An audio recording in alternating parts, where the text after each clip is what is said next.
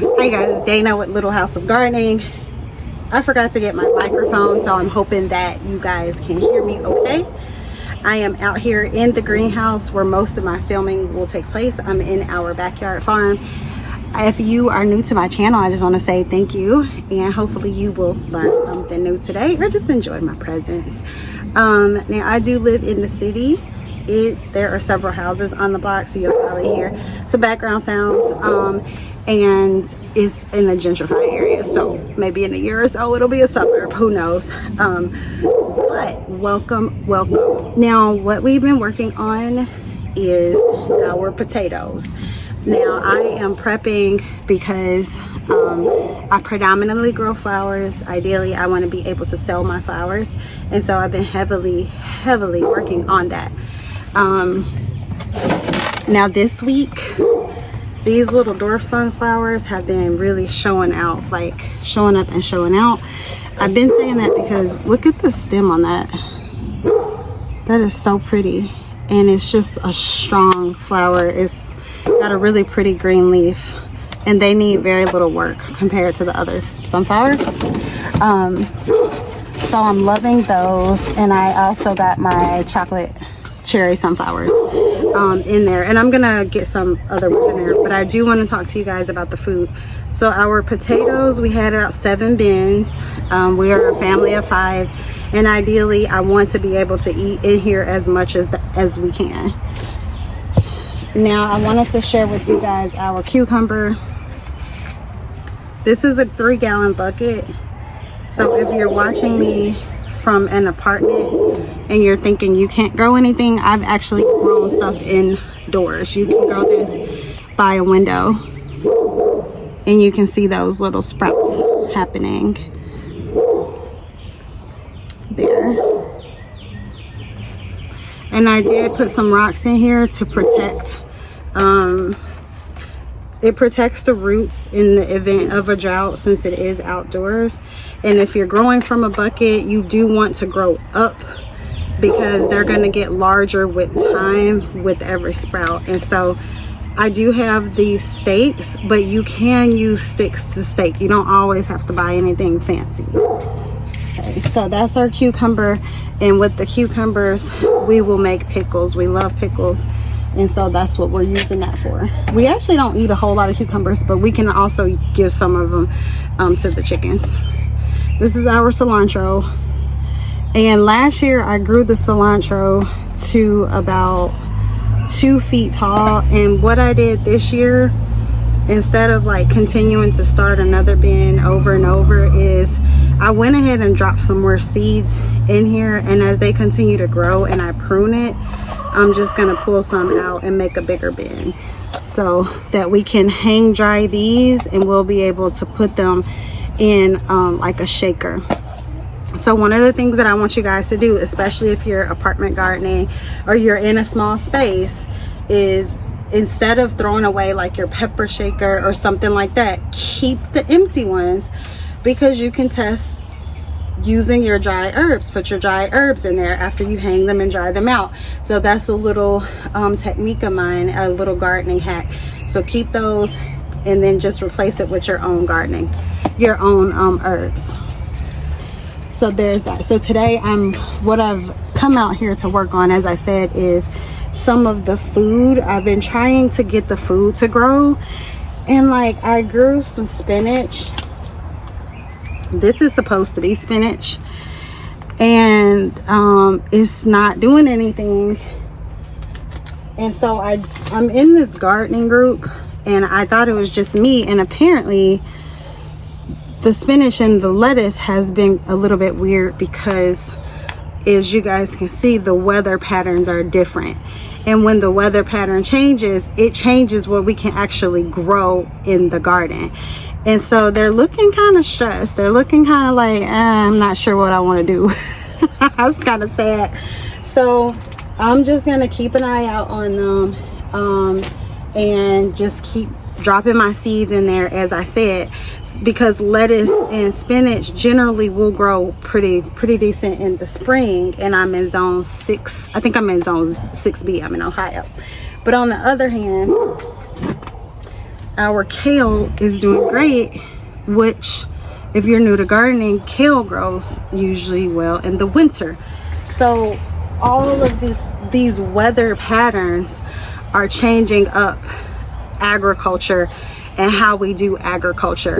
And so if you're new with me and you haven't watched my videos, I definitely recommend you go back and listen to where I said I'm trying to just continue to grow crops and see what will actually survive in different weather and in different temperaments, because that's going to be super important to growing healthy food. So what I'm actually dropping in today is our sweet corn. All of that being said, here's my sweet corn. Last year I grew a ton of corn in containers. These are 10-gallon buckets that I got from some big box store, who knows. I might have even gotten it from like a thrift shop, but I do know it wasn't expensive, so try not to go crazy with that. Why do I love sweet corn? And I don't know why nobody talks about it. With corn, you can make bread, you can eat corn on the cob, you can feed your pets, you can make cornmeal for fried fish.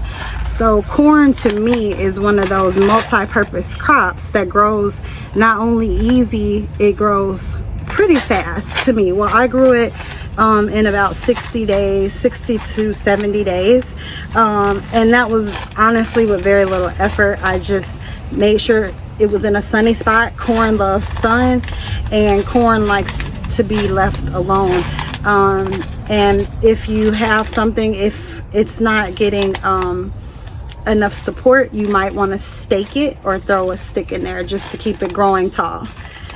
So this is a non-GMO corn, and it says to be harvested in 78 days, full sun for 6 hours plus. I'm gonna go ahead and drop these in this existing soil. And one of the things I didn't do last year was I didn't grow enough. I grew, I want to say I planted like 10 seeds and only like 6 made it. And what I'm learning is the quality of the seed will matter, because every seed might not sprout, and that's going to be very important. So super excited. I just want to say that I made homemade cornmeal. That's like super ideal for me. I have a little grinder. The whole family is ready. Okay, we're about to eat some homemade cornmeal. Let's get these dropped in.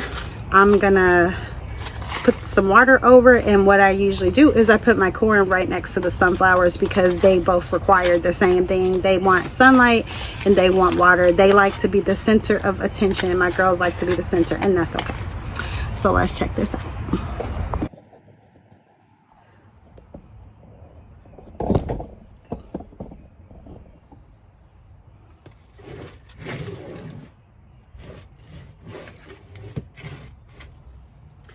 Okay guys, so here's our soil. This is existing soil. I'm just gonna put this glove on because I haven't been out here in a few days, just to make sure it's nothing in here. So you'll see me like just pulling around, make sure it's no bugs or anything in our soil. I do need to add some poo in here, but I'm not going to do that today. I do use my chicken poop in the garden, but it's actually good. It's a little dried out, so let's add some water.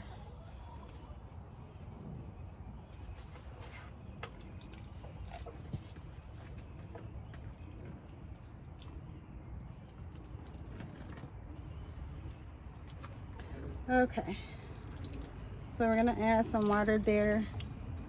I need to get my smaller one out, but I'm not about to do that. I have some smaller ones, but they're in the house, so we'll get it later.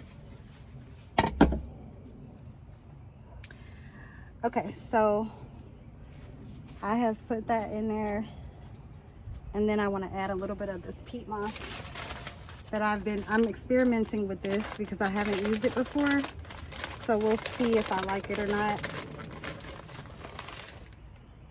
And I'm just using this as a start. I'm gonna put these in here. They usually germinate pretty quickly. Probably about 5 to 7 days. Mine germinated last year. And then once they germinate, I'll put them in their own pot. So let's go ahead and get this open. Most packages will have like full sun, half shade when it should sprout. Take that with a grain of salt, because it's all going to depend on where you are, what soil you use. Was it rainy? Was it hot? Was it dry? Was it moist? How were the conditions? And I was really hard on myself at first. I was just like, this isn't working. Mine took 120 days. You know, I was just like really stressed out. It's not going to work the same for everybody. So just as I said, take it as a grain of salt. Now you're going to see me trying to attempt to put 10 in each. Some people, the professionals, will say that's too many in one. But as I said, I'm just doing this for sprouts. Soon as they sprout, I will put these bad boys in a different container. 1, 2, 3, 4, and 5. You would think I could count since I work in finance. Okay. Brain drain is real. 1, 2, 3, 4, and 5. Pretty.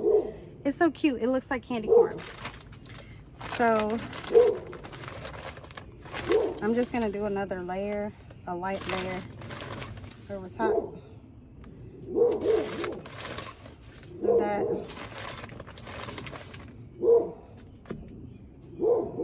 Like a little cake, and voila. Let's add some water to it. Let's water it. Boop, boop, boop. And you can see how that came back up.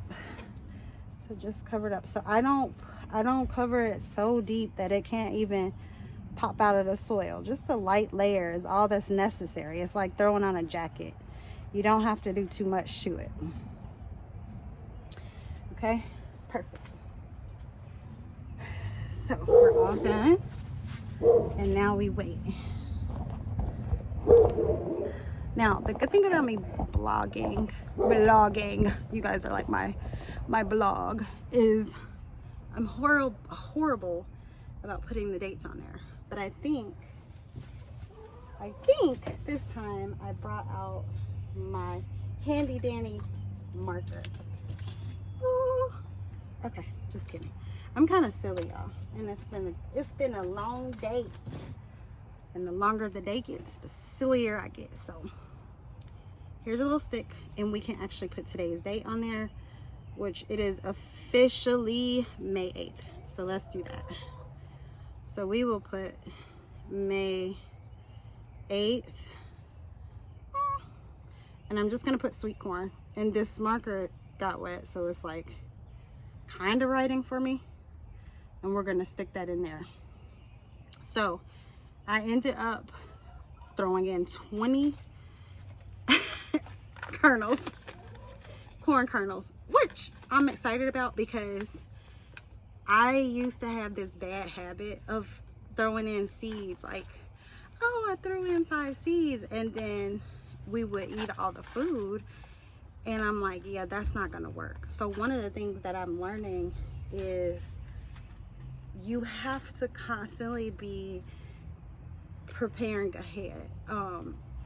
And y'all, my hair, I need a retwist. So if anybody knows about locks, like, I got this little poof, and my daughter's like, Mom, you need to fix that, but I wasn't about to do it. So moving back, with gardening, is what I was doing is, it's like if you cook, right, and you cook a meal and everybody's like, oh, that chili was amazing, is no leftovers. That's the same thing with gardening. The better you are at it, the more you want to eat, the more you want to grab the cilantro for the rice, the more that you want to get the lettuce for the lettuce wrap. And so you need to be sure that you're having enough to replenish. Okay, so that's what I'm doing with the sweet corn. And then I'm gonna turn back around, and I'm gonna work on my soil and my compost bin this weekend, because I need to get that up and running. But moving on, so you guys know I sold my sunflowers last week. That's always been a dream of mine. Now I have some more sunflowers here. These, look at those beauties. Aren't they so pretty? These are just, these are my babies. First of all, let me tell y'all, as soon as I had to give them away, I was like, wait, these are mine. You know how kids like throw a tantrum? I had a whole moment like,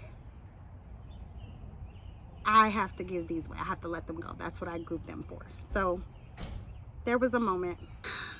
So it was hard to part with them. So I gotta get used to that. But these are my next one that I'm gonna post. These are the Italian whites, and look how pretty they are. And I have to get ready. Now it's a couple of them that aren't up to par. So I like mine to be pretty full, and I sell mine once they get to 1 or 2 feet, because the whole point of buying flowers is like, if a person is buying flowers, likely they couldn't really grow them on their own. So I want them to have a little bit of growth when they buy them. So here are the rest of those. And this is what I want you guys to see about sunflowers. And this also applies to corn. These are not as tall as the other bucket. Let me put them next to each other, because they have less space. So the more space you give sunflowers, the larger they will grow. And so these will need to be repotted because they're going up for sale. And so what I've been doing in here is, that's what I've been doing, is trying to maximize space so that people in small spaces can see that this actually can be done. And so that's what you guys have seen me working on. And so what I'm actually doing today is, I need to do a count of how many flowers that I have, because one mistake that I made when I put my post out is I didn't say how many flowers that I had available. And so I ended up with a wait list, which is okay. A wait list is not a bad thing. It's a good problem to have.